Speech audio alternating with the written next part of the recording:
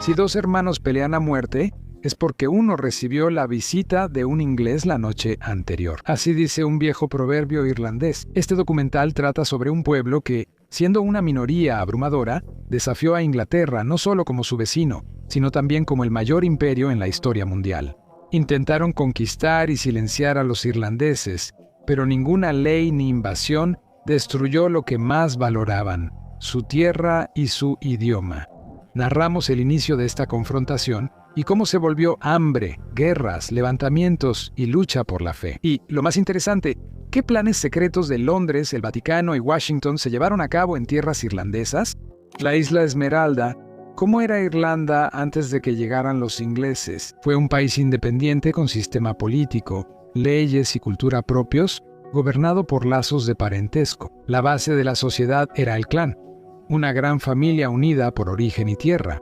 Cada clan tenía un jefe llamado Rí. Su poder no era absoluto, dependía del consejo de ancianos y del consentimiento de otros clanes, que se unieron para formar un gran reino. Así luce el mapa de Irlanda hacia el año 900, mostrando los grandes reinos: Leinster, Munster, Connacht, Ulster y Meath, la zona central donde residían los altos reyes. Sobre los reinos estaba el alto rey de Irlanda, pero su poder era más bien simbólico. Cumplía el papel de mediador entre las regiones, y no el papel clásico de un rey dictador. El sistema recordaba a una unión de clanes, donde las decisiones se tomaban mediante negociaciones y tradiciones, no a través de órdenes. El derecho en Irlanda se llamaba breónico, por la palabra breón, nombre de los jueces profesionales que memorizaban las leyes y resolvían disputas. El derecho breónico surgió antes que el sistema inglés y no tenía igual en Europa. No se basaba en castigos, sino en compensar daños. Por ejemplo, si alguien cometía un delito, debía compensar el daño a la víctima dependiendo de su posición social. En Irlanda, la educación se daba en monasterios y escuelas, donde también se formaban médicos, abogados y escribas, no solo sacerdotes. Irlanda fue un centro destacado de erudición en la Alta Edad Media, donde se copiaban libros, preservaban textos antiguos y se creaban crónicas e historias propias. Así, los irlandeses mantuvieron conocimientos perdidos en otras partes de Europa. Los anglosajones también viajaban a Irlanda por conocimientos teológicos, como Alfred, rey anglosajón. Los monjes irlandeses difundían el cristianismo y enseñaban a leer y escribir en Inglaterra. La cultura era clave en la vida social. Bardos, filidos y poetas tenían alto estatus y transmitían conocimientos de linajes, leyes y hechos pasados mediante canciones y poemas. Su actividad era legal y la tradición oral reemplazaba los archivos escritos. El antiguo gaélico, llamado también antiguo irlandés, se hablaba y escribía en todo el país. Esto contribuyó a la unidad de la isla, a pesar de la división en reinos. En ese idioma se escribían leyes y poesía. La religión también tenía sus particularidades. El cristianismo llegó a Irlanda en el siglo V, pero la Iglesia se desarrolló de manera independiente de Roma. Los monasterios irlandeses tenían mucha autonomía. Aquí el cristianismo se mezcló con las tradiciones locales, las festividades, los rituales y la veneración de la naturaleza. Por eso, la Iglesia irlandesa era distinta a la continental y tenía apoyo popular. La economía era agraria, basada en agricultura y ganadería. La tierra pertenecía a los clanes y cada miembro tenía derecho a una parcela y debía participar en asuntos comunes. Además, la región no solo destacaba por la ganadería. La plata, plomo, estaño, cobre y oro de la isla Esmeralda, que abastecieron a la Europa medieval, fueron olvidados. Cuando Irlanda se volvió la primera colonia de Londres, comerciaba con Gran Bretaña, Francia y Noruega, exportando lana, sal, cuero, metal y madera. Había puertos en las costas conectados con el continente. La estructura militar tenía reglas. Cada clan contaba con su milicia, sin ejército permanente. Las guerras entre clanes eran raras y reguladas, con batallas bajo normas y pocas bajas. El objetivo principal de estos enfrentamientos era restablecer el equilibrio de poder y economía, no destruir al enemigo. Por ejemplo, para limitar la escala del conflicto, los celtas practicaban duelos antes de la batalla. Una serie de estos duelos decidía el resultado del combate, tras lo cual el bando perdedor se retiraba. La epopeya irlandesa muestra la guerra como deporte, enfocándose en incursiones y cacerías, no en conquista territorial. Irlanda, antes de la invasión, Era una comunidad desarrollada con leyes, cultura y estructura estable. Aquí ya había poder desarrollado, sistema judicial y tradición escrita. La gente seguía reglas claras heredadas. Cuando Inglaterra inició sus campañas, encontró un pueblo con estructuras estatales, idioma, leyes y fe. Los irlandeses conocían su identidad y modo de vida. Por eso resistieron desde el inicio y no aceptaron la sumisión. La resistencia suele aparecer antes de grandes cambios y logros, siendo clave para alcanzar la victoria. ¿Quién sabe? Si los irlandeses no hubieran resistido y no hubieran luchado por su tierra y su cultura, ¿cómo habría sido la historia futura de su pueblo? El siglo XXI introdujo la ciberguerra, donde los hackers no artilleros atacan y derriban fortalezas digitales enemigas. No todos los hackers actúan ocultos. Los de sombrero blanco detectan fallas legalmente y reciben recompensas. Intrusión. Los normandos conquistaron Irlanda en 1169, presentando su misión como religiosa. Poco después, el rey Enrique II de Inglaterra, bajo el mismo motivo, obtuvo la bendición papal para la conquista. El papa le escribió al rey que el Señor lo ayudaba en su obra piadosa, ya que los irlandeses habían olvidado el temor de Dios y vagaban desenfrenadamente en la oscuridad por caminos destructivos y peligrosos del vicio. El papa exhortó al rey de Inglaterra a llevar a los irlandeses a las leyes del cristianismo. Antes de las campañas militares, Inglaterra ya mostraba interés en Irlanda. Comerciantes y enviados ingleses visitaban puertos irlandeses y mediante estos contactos intercambiaban productos como lana, miel, ganado y metales. Enrique II de Inglaterra enviaba representantes disfrazados de comerciantes y sacerdotes para obtener información sobre la riqueza, clanes y población de las tierras. Estas misiones de reconocimiento ayudaban a los ingleses a identificar territorios vulnerables, reyes resistentes y posibles aliados. Era esencial crear una justificación ideológica para la solución final de la cuestión irlandesa. Gerald Baliski fue clave.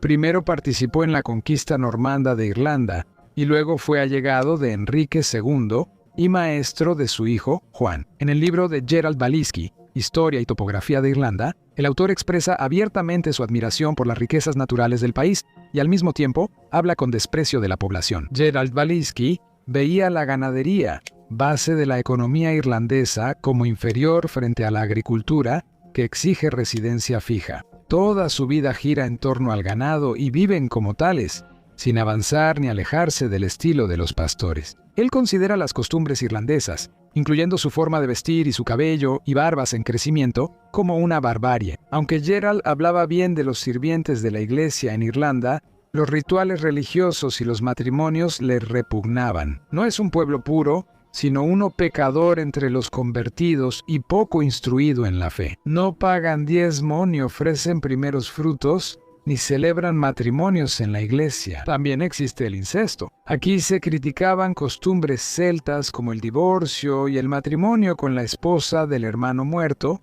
que Roma veía como incesto. Según los testimonios de Gerald, los irlandeses son astutos, propensos a la traición y a romper juramentos, lo cual, en general, no es de extrañar. Después de todo, al resistirse primero a los normandos y luego a los anglosajones, los irlandeses no veían la necesidad de respetar acuerdos temporales de tregua o capitulación y atacaban a los conquistadores en cuanto tenían oportunidad, intentando recuperar su independencia. Dato interesante. Gerald de Gales relata cómo el arzobispo irlandés respondió a la acusación de por qué no hay mártires en Irlanda. Nuestro pueblo, pese a su rudeza y tosquedad, siempre ha respetado a los siervos de la iglesia y nunca ha atacado a los santos de Dios. Ahora, sin embargo, han llegado a nosotros personas de esos reinos donde saben cómo hacer mártires y están acostumbrados a ello. A partir de ahora, Irlanda también tendrá sus propios mártires, como los demás estados. La afirmación de Gerardo sobre los irlandeses como bárbaros coincidía con las ideas coloniales inglesas. El libro fue citado durante 7 siglos como ley confiable y material histórico. El historiador irlandés Shahrum Keitin afirma que los galos modernos que escriben sobre Irlanda solo repiten a Gerardo, quien los llevó a crear una historia falsa del país sin darles alternativa. La discriminación también estaba en las leyes.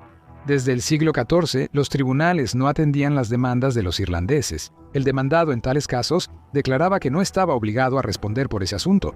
ya que el demandante era irlandés y no una persona de sangre libre. De esta frase se deduce que ser irlandés era igual a no ser libre. Todo esto privaba a los irlandeses que habían perdido su propiedad de la tierra de la posibilidad de recuperarla alguna vez por la vía judicial. También había otras restricciones. Las viudas irlandesas no tenían derecho al tercio de la herencia que recibían las inglesas durante la vida de su esposo. A los irlandeses se les prohibía hacer testamentos. Durante varios siglos posteriores, las relaciones entre los gobernantes ingleses y la población de Irlanda permanecieron prácticamente sin cambios.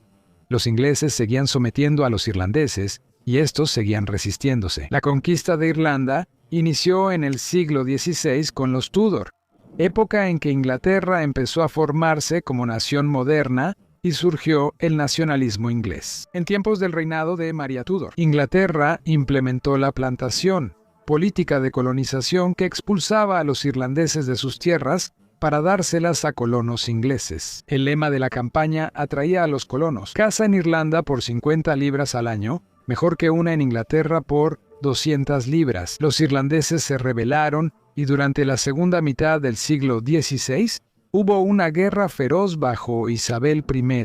De los 5 millones de libras gastados en guerras extranjeras, casi la mitad fue para Irlanda. A la vez, los invasores siguen escribiendo la historia que les conviene al pueblo conquistado. Por ejemplo, el libro sobre el Estado irlandés, publicado en 1596, fue escrito por Edmundo Spencer, quien vivió 18 años en su castillo en Irlanda. Ese castillo fue incendiado en la rebelión de Munster, lo que obligó al autor del libro a huir. Estas personas vivieron en barbarie y suciedad nunca antes vistas. Se comportan como animales y oprimen a todos, sin perdonar a nadie. Son ladrones, crueles, sedientos de sangre y vengativos.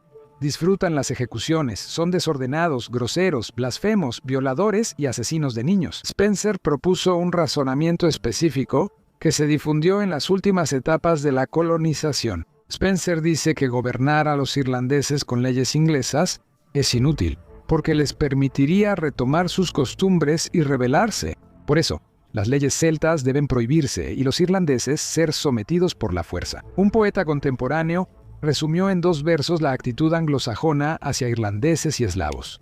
Los irlandeses son tan salvajes como los rusos: ejércitos, fuego, hierro, sangre, la respuesta a todo. En el siglo XVII, irlandeses y antiguos colonos ingleses perdieron casi todas sus tierras.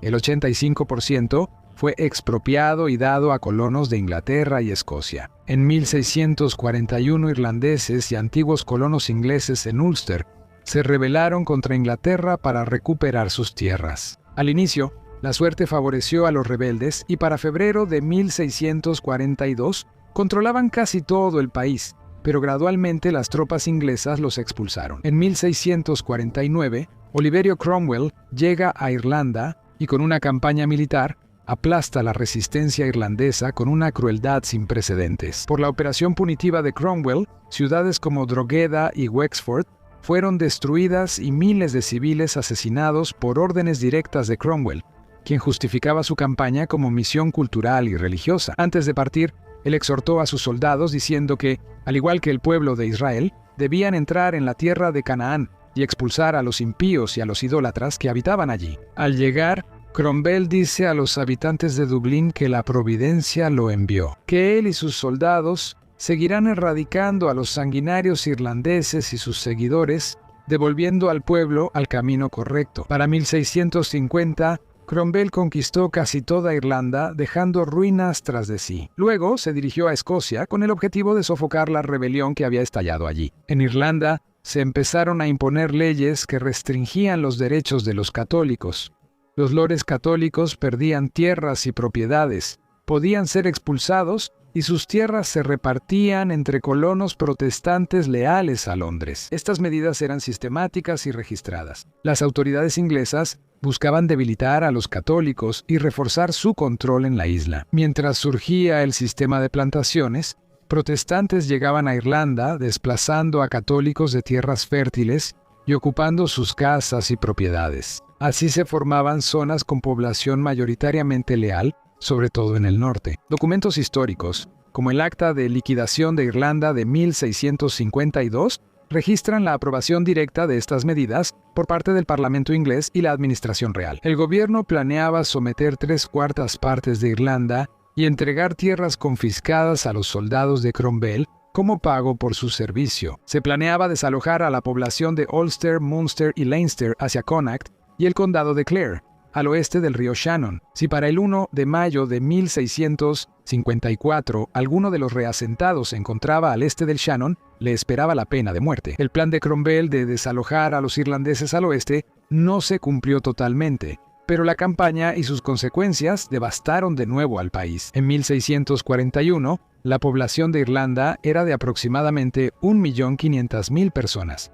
10 años después, se redujo a la mitad. Murieron unas 616.000 personas, en su mayoría civiles. Unas 40.000 personas fueron a Europa para unirse al ejército, y otras 100.000, en su mayoría mendigos, fueron enviadas como esclavos al Caribe y América. Los primeros esclavos en América fueron blancos, llamados sirvientes contratados o por deudas. Quienes querían mudarse a América sin dinero para el viaje, firmaban un contrato y trabajaban 5 años como sirvientes esclavos. Lo llevaban a América y los subastaban. Además, el viaje casi nunca era voluntario. Eran campesinos y artesanos irlandeses pobres, despojados de sus medios de vida por los cercamientos y la revolución industrial en Inglaterra. La pobreza, el hambre y la persecución religiosa obligaron a estas personas a ir a un país lejano, donde apenas imaginaban las condiciones de vida y trabajo. En Europa, reclutadores atraían a pobres, campesinos y desempleados con historias de una vida cómoda en el extranjero. El secuestro se volvió común.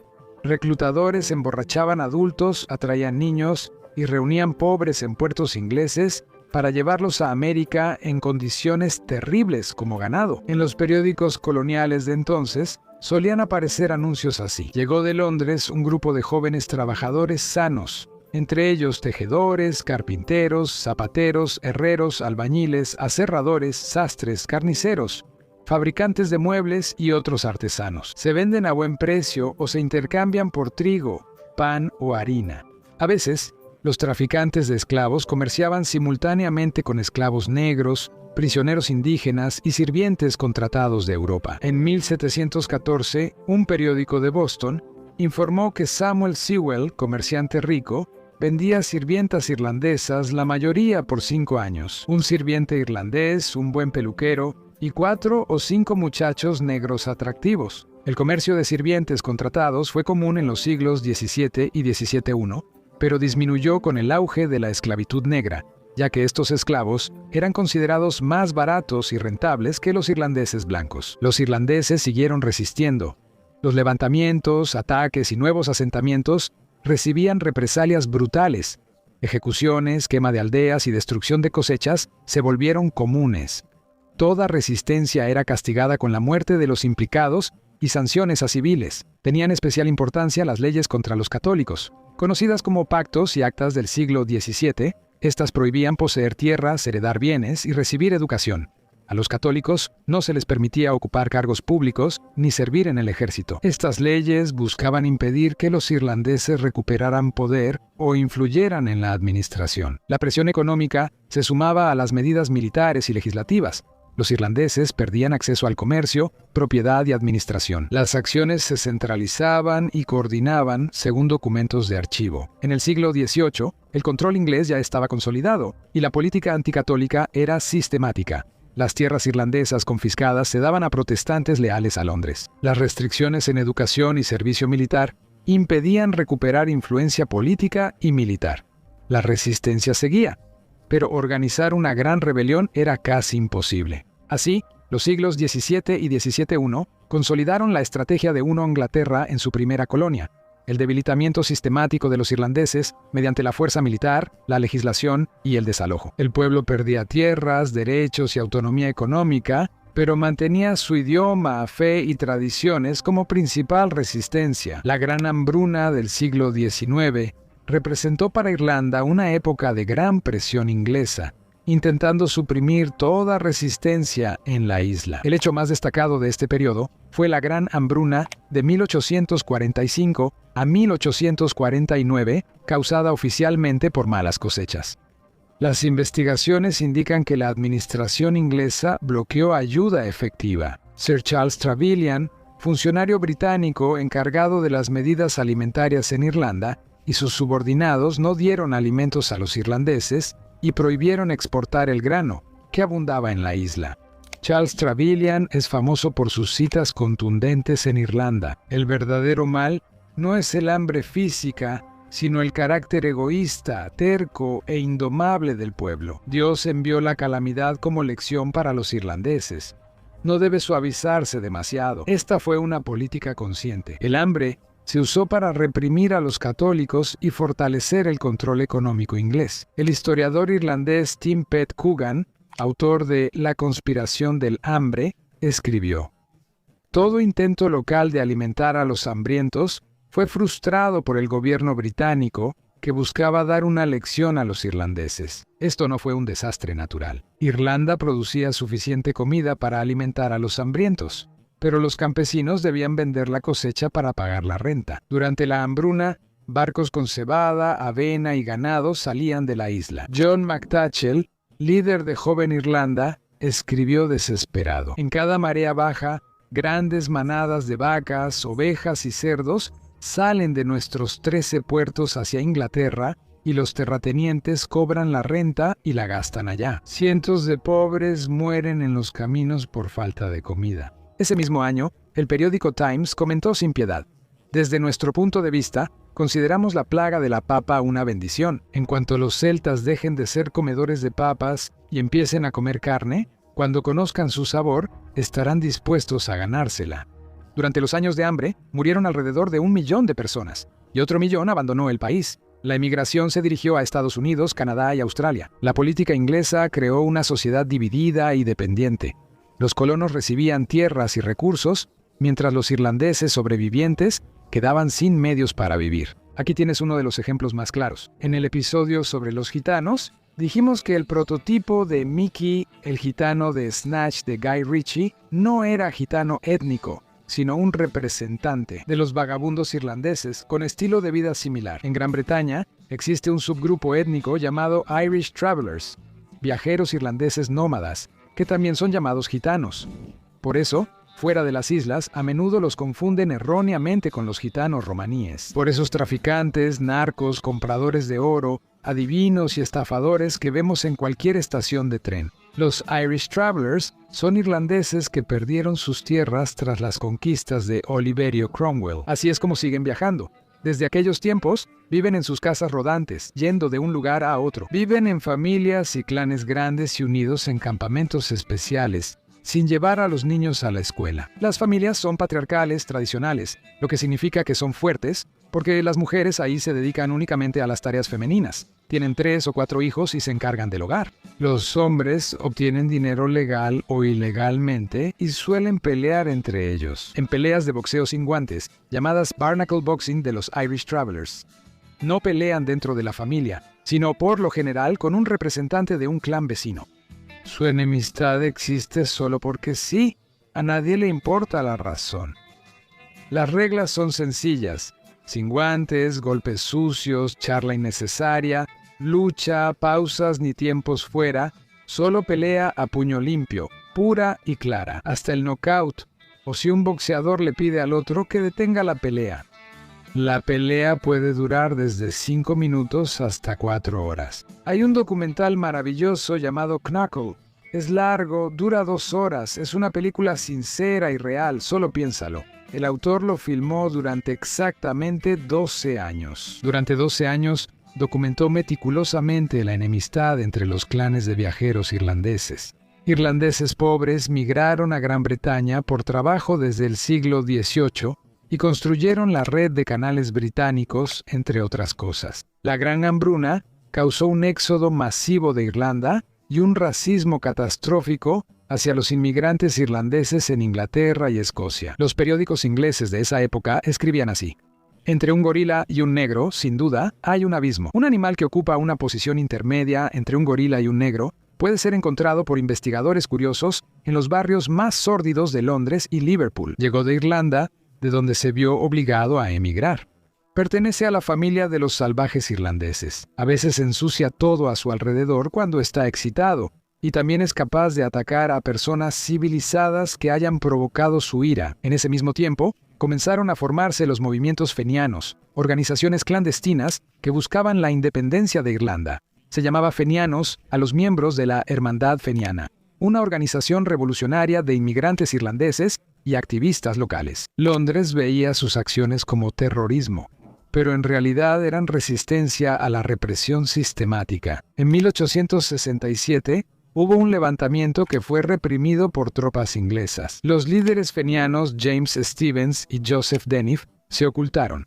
Muchos participantes fueron ejecutados o exiliados. Historiadores ingleses actuales, influenciados por la agenda woke mencionada en el video La caída de Europa, admiten que Londres generaba intencionalmente dependencia económica y debilidad política en Irlanda. Algunos investigadores sostienen que el hambre y el reasentamiento eran parte de un plan para destruir al pueblo irlandés, una estrategia diseñada para reducir la población durante muchos años y someter completamente a la isla. El apoyo al ejército inglés, el control de tierras, leyes, bloqueo de alimentos y restricciones educativas funcionaban como un solo sistema. En ese sistema, el inglés también atacó el idioma irlandés.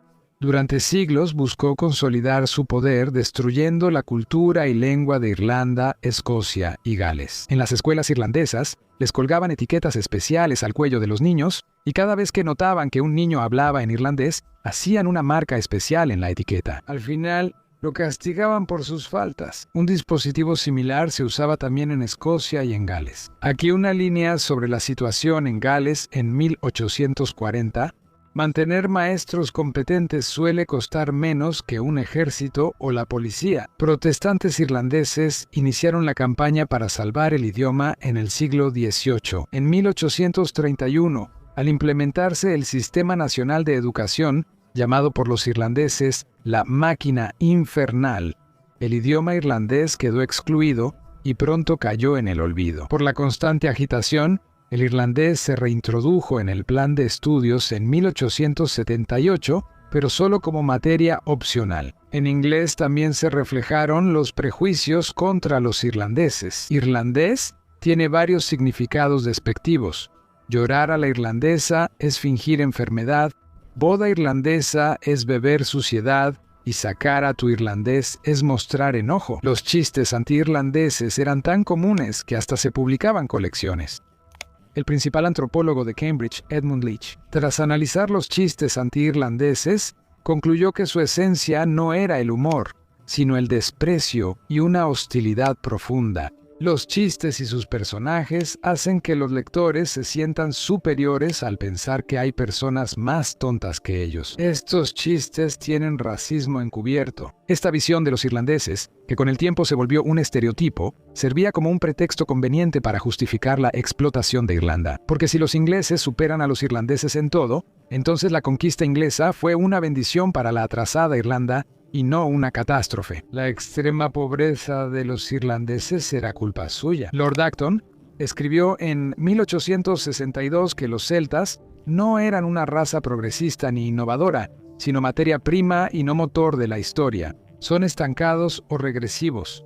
Persas, griegos, romanos y teutones son los únicos creadores de la historia y del progreso. Otras razas poseen idioma, religión sofisticada y disfrutan del lujo y arte de la civilización, pero no pueden transmitirlo ni desarrollarlo. Son un fenómeno negativo global. Los chinos son personas de ese tipo. También los indios, también los eslavos pertenecen a la misma categoría. Celtas, galos y de nuestras islas. También esperaban la influencia extranjera para obtener tesoros que solos no aprovecharían. Algunos autores llevaron la idea de desigualdad racial al extremo de la solución final. Charles Dilke, quien dividía a la humanidad en razas valiosas como los anglosajones y razas baratas como los irlandeses o los chinos, observaba la desaparición de los indígenas americanos de la faz de la Tierra con total frialdad. La extinción gradual de las razas inferiores no solo es una ley de la naturaleza, sino también una bendición para la humanidad. Un editorial de The Times en 1865 celebraba que los celtas dejaban Irlanda y los sajones los reemplazaban. Un país rico y fértil se limpia gradualmente para beneficio y placer de la humanidad. El historiador Eduardo Freeman escribió en 1881 que el católico celta pronto será tan raro en el río Shannon como un piel roja en Manhattan. Sería una gran tierra si cada irlandés matara a un negro y fuera ahorcado por ello. Así me siento, aunque algunos dicen que los irlandeses y negros son necesarios como sirvientes porque no hay otros. Ahí está la paradoja. La historia de Gran Bretaña está marcada por violencia y barbarie, parecida a la de pocos países europeos. Sin embargo, la opinión tradicional la muestra como civilizada y democrática, y considera salvajes a los pueblos que ha sometido. Se justifican atrocidades como la masacre de Cromwell, la trata de esclavos y la explotación de territorios conquistados por una supuesta superioridad religiosa, cultural y racial. Por eso, muchos ingleses no entendían por qué en otros países su bandera era llamada el delantal del carnicero, y el imperio definido como el lugar donde el sol nunca se pone y la sangre nunca se seca. Levantamiento de Pascua. Nos acercamos al siglo XX, donde ocurrieron los acontecimientos más turbulentos. A inicios de 1916, el nacionalismo irlandés crecía, y la Hermandad Republicana Irlandesa planeaba un levantamiento en toda Irlanda contra las autoridades británicas. Padraig Pearse, activista del idioma irlandés, maestro y poeta, lidera la preparación. Él escribe: «Cuando desaparezcamos, la gente nos culpará, pero con los años entenderán lo que intentamos hacer». Entre los líderes del levantamiento están Seamus Connolly, del Ejército Ciudadano Irlandés, y el poeta Seo Sam Plunkett. Padraig Pearse firma y lee la proclamación de la República de Irlanda frente al cuartel general en Dublín. La preparación incluía comprar armas desde Alemania, entrenar voluntarios y una movilización encubierta.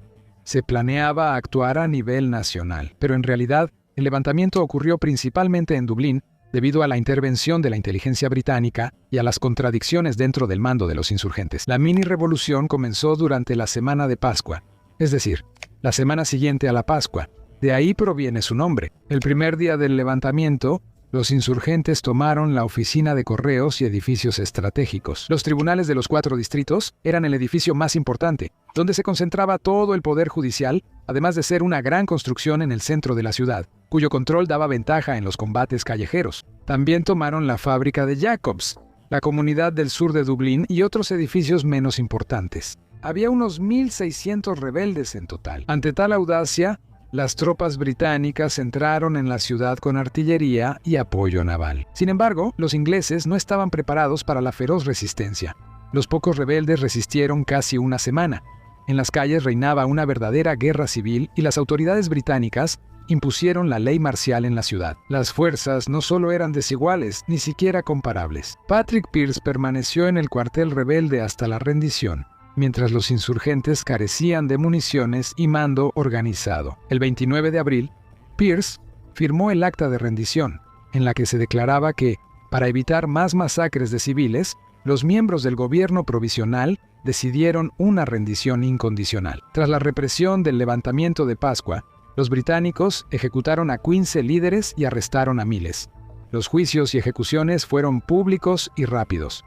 El general John Maxwell quería que los ejecutados sirvieran de ejemplo. Estos hechos tienen distintas interpretaciones. En Irlanda, se dice que la administración británica sabía del levantamiento y lo permitió para justificar una dura represión y mayor control ante el auge revolucionario. Autores irlandeses y documentos de la inteligencia británica, como el archivo CE 900-423, parte 2, mencionan a los agentes Chucky Granat, infiltrados entre voluntarios irlandeses. Los informes oficiales consideraban dejar 6 condados bajo control británico, como parte de una estrategia para dividir la isla. El levantamiento de Pascua solo fue el inicio de varios eventos revolucionarios posteriores.